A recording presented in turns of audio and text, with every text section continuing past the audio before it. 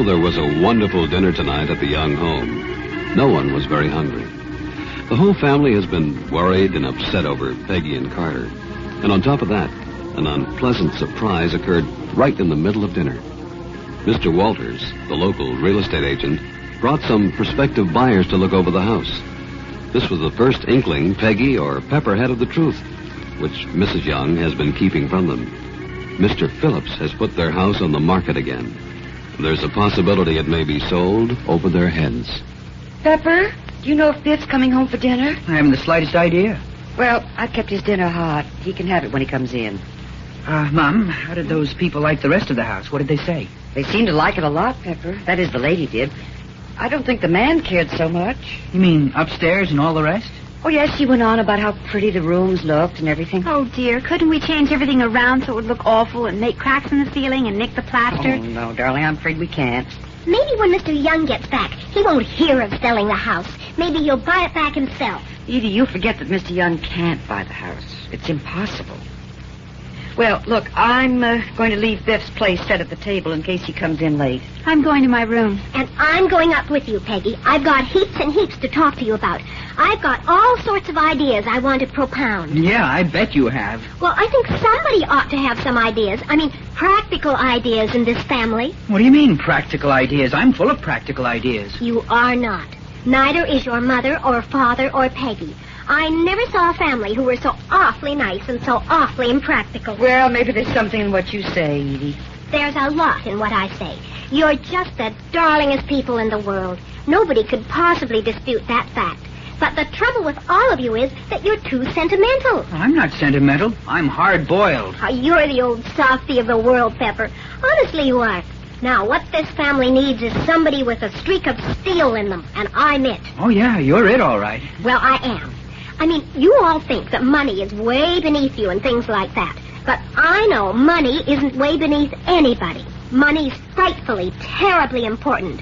And if you had plenty of it now, you wouldn't have to sell this house, for instance. Yes, that's right, Edie. And here's a chance for Peggy to marry the richest boy in the world, or one of them.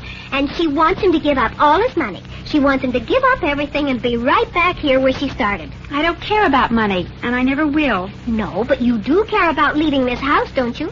You do care about giving up the home you'd like to live in? Well, you wouldn't have to do any of those things if you married Carter Trent. Just think of that. Just think of the things you could do for people if you married a fortune. I have thought about it, Edie. Well, you think about it some more.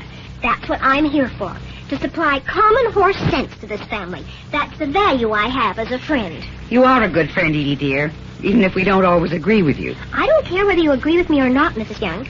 A certain amount of what I say will soak in anyway. It's got to. You can't be idealists all the time. You just can't be so frightfully, awfully good and generous and self-sacrificing. You've got to go out and grab some of the world's goods when they come your way, particularly when they're thrown in your lap, particularly when you've got everything to gain and nothing to lose. Oh, come on, Edie. Mama doesn't want to hear any more of this. You better come upstairs with me. All right, I'll come upstairs with you. And you're going to listen to me, Peggy Young. You're going to listen to every word I say. And you're going to keep that perfectly gorgeous engagement ring that Carter gave you, and you're going to keep Carter.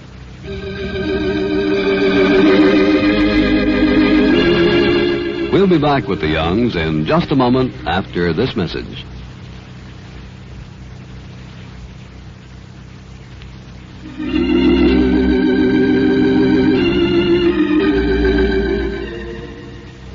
Well, Mom, that Edie sure can go on, can't she? Yes, she can go on.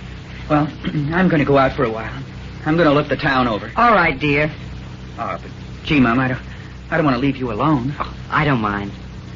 But to tell you the truth, I feel kind of low tonight. I know. I don't know. Everything seems to be sort of going to pot, if you know what I mean. It does, doesn't it? Peggy sort of passing up a boyfriend. And that's going to be tough on her if she does. I mean, it isn't so tough right now with Carter crazy about her and all the rest, but if she actually parts company with him, boy, she's going to be awful to live with. Yes, dear, I know it. No, but I don't mind that. I mean, if she feels this is the wrong thing for her, then she ought to give him up. Don't you think so? Yes, I guess so.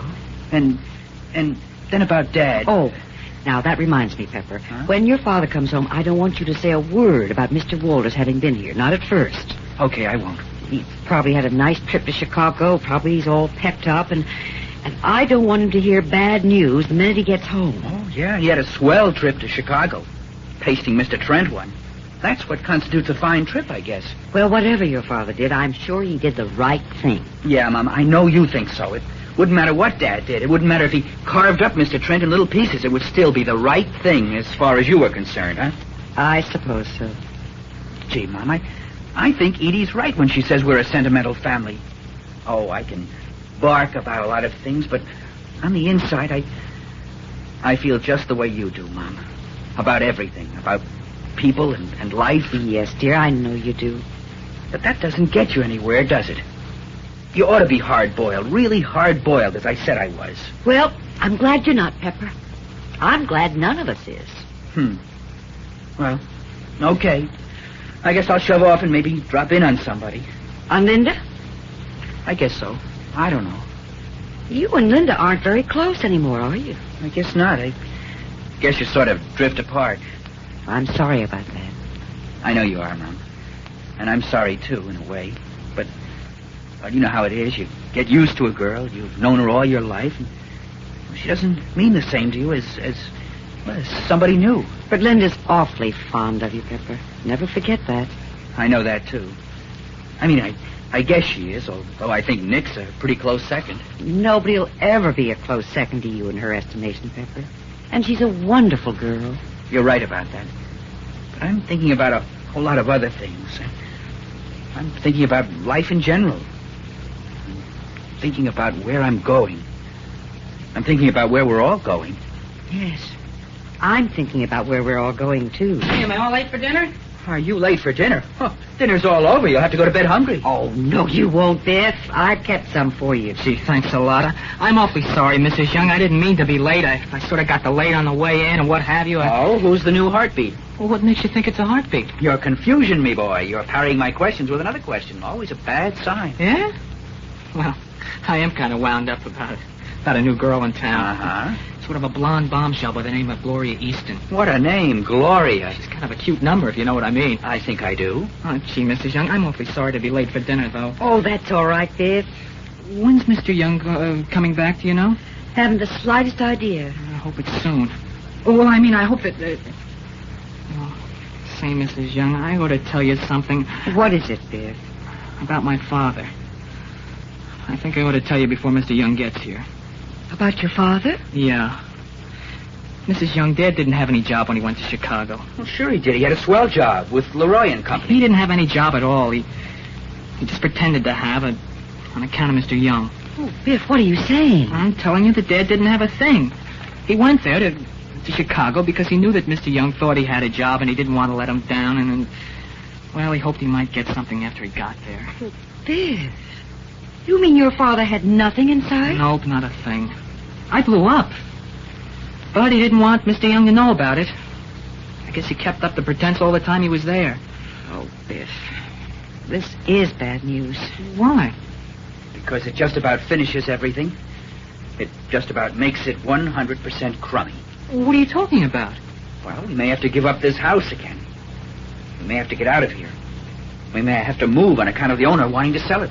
Gee, that's too bad. But, Biff, don't say a word about it to anyone. Don't say a word about it to Mr. Young when he gets home. I don't want him to know about it the minute he gets here. Now, look, your dinner's ready for you. You just go along and eat it, all right? Well, I'm going to go out and look the world over. Yes, Pepper, you look the world over. Will you excuse me, Mrs. Young, while I eat my dinner? Of course, Biff, I'll excuse you. Gee, that looks good. Gee, you're swell to save all this for me. Good night, Mom. Good night, dear. Oh. Now, you look here, Mary Young. You're not going to weaken, do you hear? You've been up against much worse things than this. You've been up against really hard things, and you haven't weakened. Now, just because somebody comes to look at your house and there's a chance of losing it and things aren't going quite right, you're going to keep your chin out, you understand? You're not going to weaken. You're going to keep right on leading with your left.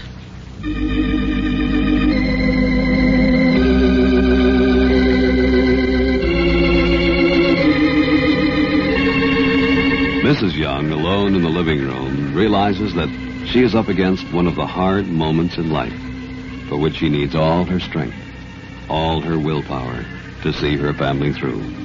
We'll be back in just a moment after this message.